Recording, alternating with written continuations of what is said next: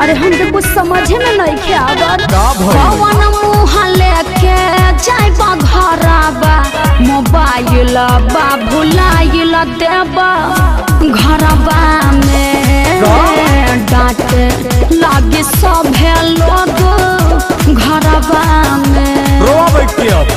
जीत को के रहू तू हिलाइले धनी, जीत को के रहू तू हिलाइल कि लड़त रहू सबका सोझा घरवा में, मोबाइल लेके जाइब देव घरवा में। हमका जानत रही फिर आ जाई, हमारा पता रहे तू जैबू तो कुछ न कुछ उल्टा सीधा करबे करबो।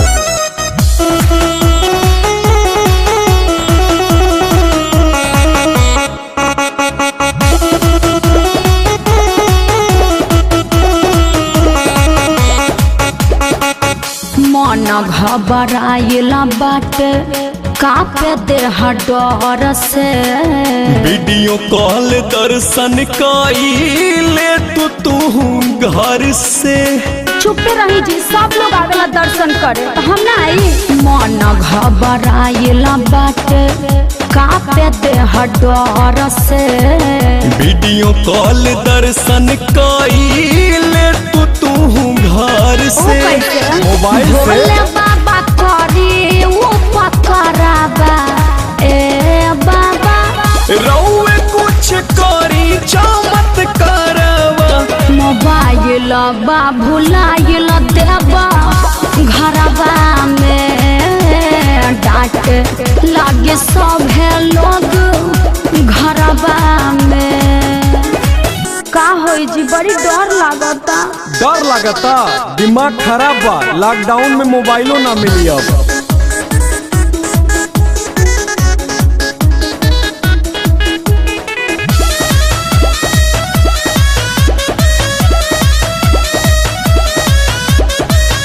बिमले बिनय मती हमारो मराए, देलू भूलवाई फोटो कहू ना खिंचाइल। अरे हम जानत रहती तुम लेके थोड़ी आई। बिमले बिनय मती हमारो मराए, देलू भूलवाई फोटो कहू ना खिंचाइल। दीपी देवरू करी वो पछराबा, ए देवरू अब का बैठल बारू धाई का परवा, मोबाइल बा भुलाइल देबा घरबा में, डांटे लागे सभे लोग घरबा में। अब रहुआ ज्यादा मत खिसियाई, हमके का पता रहे।